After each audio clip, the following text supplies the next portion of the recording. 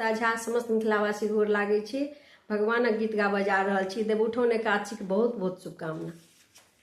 अंगना में एला भगवान सखे सब करियौन आरती।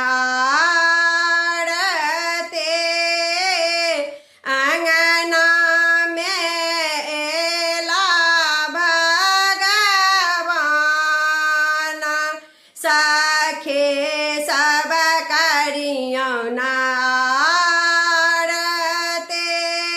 सोना सुराही में नीरा गंगा जल। सोना सुराही में नीरा गंगा जल। चरना पखारो भगवान सखे सब करियौन आरती।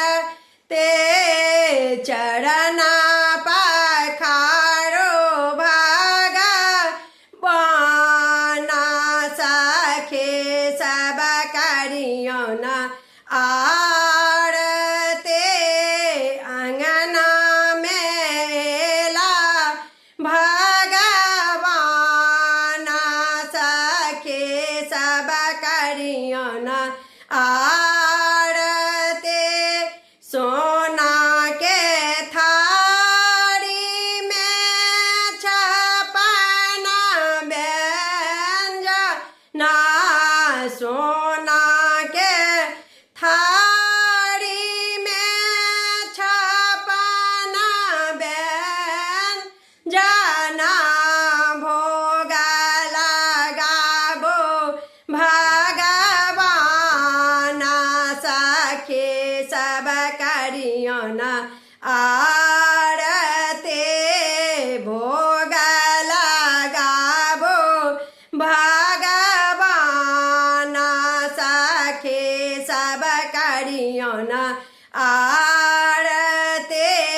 अंगना में एला भगवान सखे सब करियौन आरती।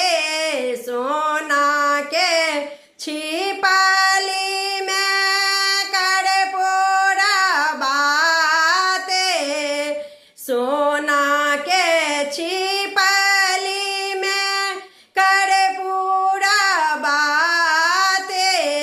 आरती उतारो भगवान सखे सब करियौन आरती।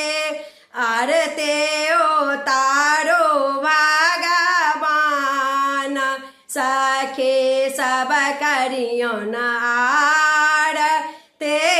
अंगना में एला भगवान सखे सब करियौन आरती।